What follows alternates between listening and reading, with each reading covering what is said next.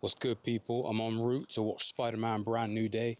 Step with me. So before I get started on this video, I just want to quickly say thank you for the response to my previous video, my first video back, my vlog of the Odyssey, watching that in 70mm IMAX. The love that was shown on that video means a lot to me, and it's very encouraging for me to step back into the space and to have so many of you from 15 years ago who's been watching me for the past 15 years to still remember me and to appreciate my return and show that love. It's something that you didn't have to do, but you did do, and I appreciate that a lot. And I hope to continue making the type of videos that you'll enjoy watching. I thought I would do another vlog style video for me heading off to watch Spider-Man Brand New Day, which released yesterday in the UK, but I just came back from holiday in Italy, so this is my first full day back in the country, so I'm going to go watch it tonight. Now, you may or may not be aware that Spider-Man Brand New Day, in the UK and America at least, does not have an IMAX release as of right now. They may do an IMAX run, in a few months' time, but as of right now, there's no release in IMAX, and the reason for that is the Odyssey is occupying all the screens with the agreement that they have. So what that means is the premium format options are much more limited than usual, because usually with a big release like this, especially a Marvel film, there would be IMAX options available, but there isn't. So what I'm doing today is I'm heading to my local cinema in Bristol, Odeon, which opened earlier this year, which actually has an IMAX screen now. Finally have an IMAX screen that's operational in Bristol.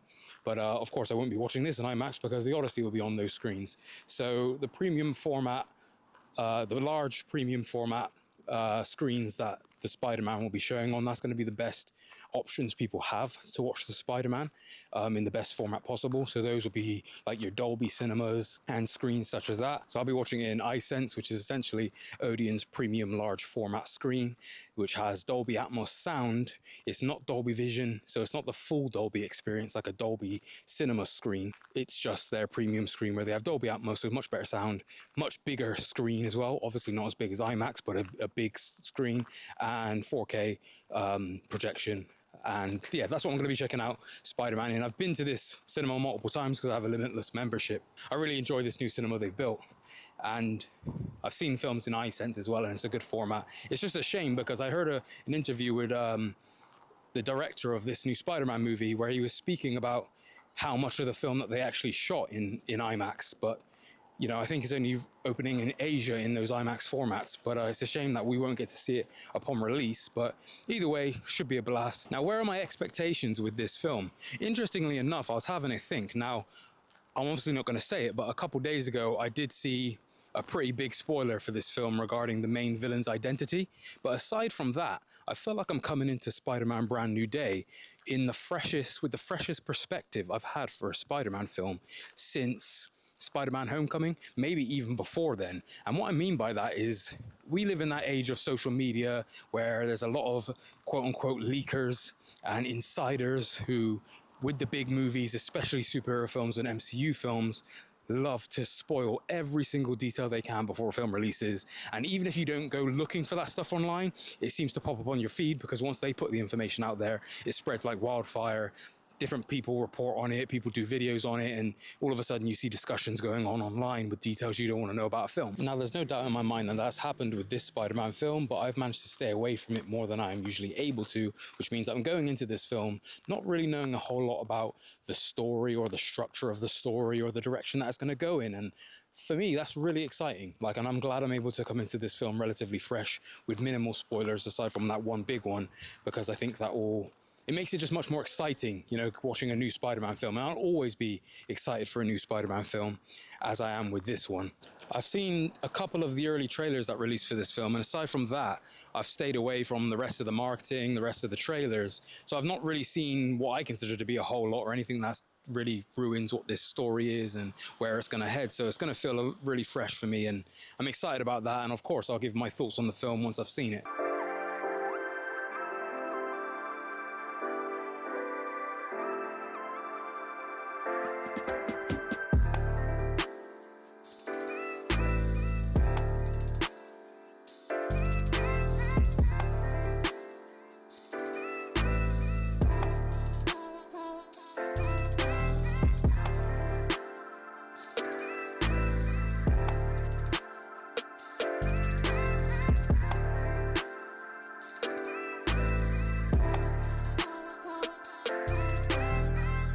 So last night I watched Spider-Man Brand New Day.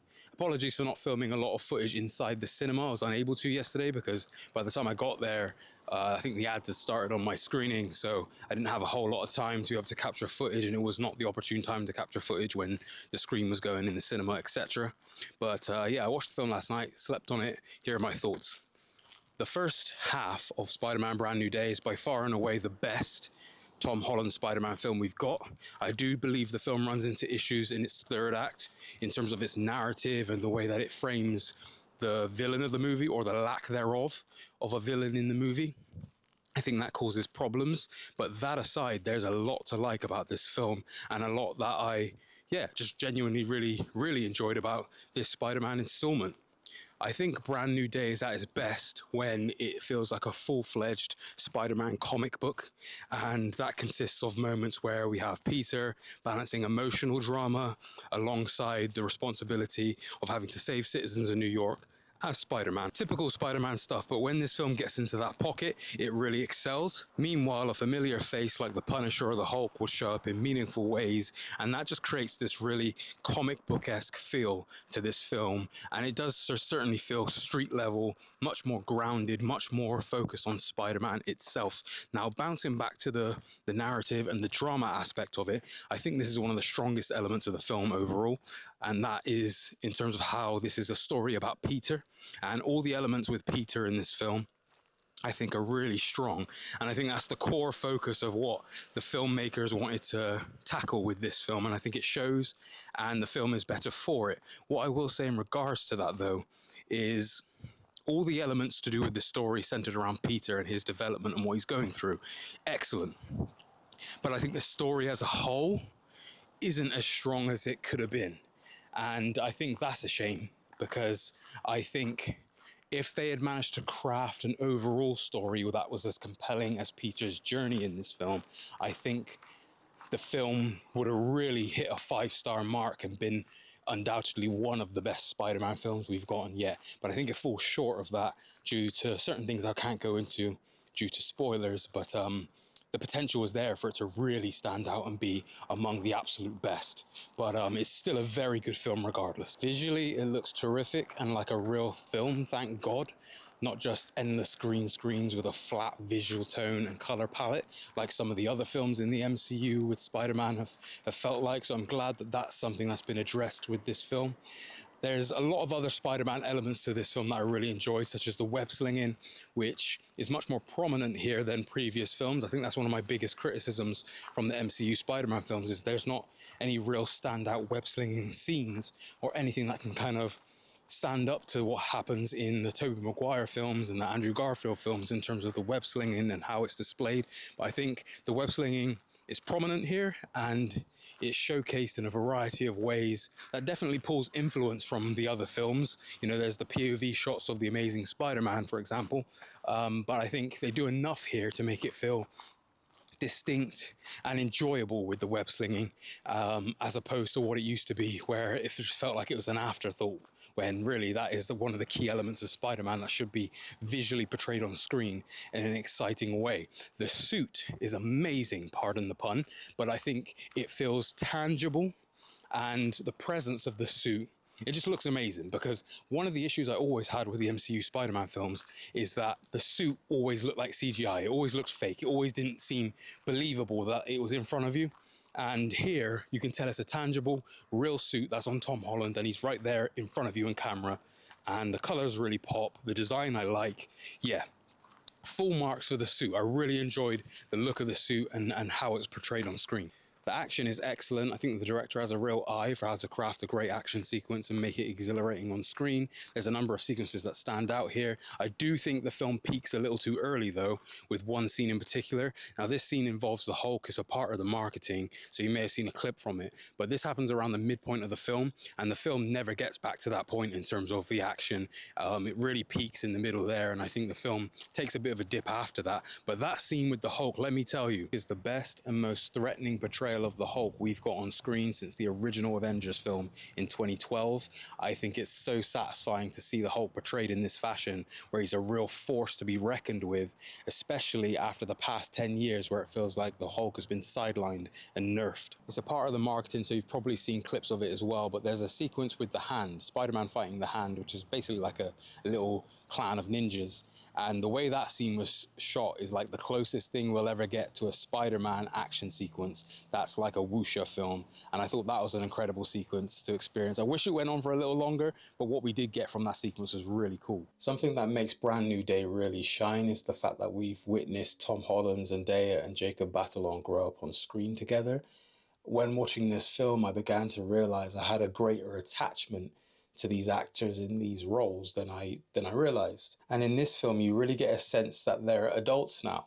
Whereas in the previous trilogy, especially like Homecoming and Far From Home, they were kids, but now they've grown up and they've matured. And the drama in Brand New Day is much more effective as a result of this, because we understand and we can feel the absence that Peter feels with the loss after No Way Home and the spell and what that's done to his friendship group and how he's lost them. We know that feeling because we experienced that with him. And that's what makes Brand New Day certainly feel like the most mature and rewarding film out of Tom Holland's Spider-Man movies, because we have been on this journey with him and we have experienced the journey of his Peter Parker as Spider-Man. So for it to get to this point where he is now of age, of, you know, a much more mature and adult age, going through these issues, we can understand and empathize with him more because we've seen him as a young boy grow into a man. And I think that is an element that, and a through line,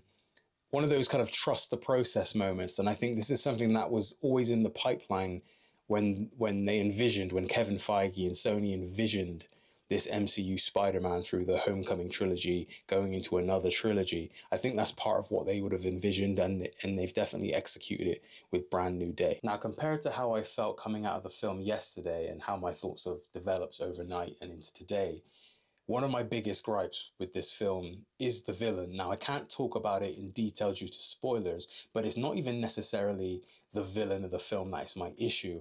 It's where it goes in the third act. And again, some of the things they're doing in the third act with the villain is good, but there's a presence that is missing from this film in terms of villains. And what I will say is the next Spider-Man film absolutely needs to come out swinging with a major villain. Like, Spider-Man has one of the best rogues galleries in all of comics, and the rogues gallery of Spider-Man is too strong not to have a villain at the center of it that's really going to test Spider-Man. I want Tom Holland's Spider-Man to be really tested in his next film by a villain that's really going to push him to his limits. Because if there's one thing I could criticize for all four of these Spider-Man films to some degree, is that the villains haven't been prominent enough. I mean, you could say the Vulture was, and Mysterio was a decent villain, but their motivations were all tied to Tony Stark, which I didn't like. And then, of course, No Way Home was very reliant on previous villains coming back. So I feel like Tom Holland is still missing his definitive villain for his Spider-Man films, and we need that in the next film. Because what we have here is a film that is so heavily focused on Peter, which isn't a bad thing, because what they achieve with Peter is really good. But I just feel like the presence of a villain is lacking, and what they do with a particular character in this film I did like, but then the secondary villains, if you will, it just didn't work for me as strong as I wanted it to. The performances in this film, I think, deserve a lot of credit. I think Tom Holland is at his best here as Peter Parker and Spider-Man. I think they hit a real great balance. There's a lot of emotional beats in this film that Tom Holland excels within. I think Tom Holland and Zendaya share some of their best and most emotionally poignant performances on screen together in this film. I think there's some excellent work from them.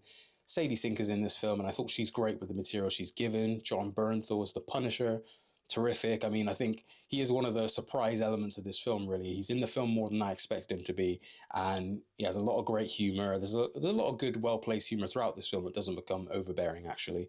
But the way the Punisher is utilized in this story, I really liked, and that helped make this feel like a Spider-Man comic book. But let me just double back to the third act, because as I said, that is where most of my issues with this film lie.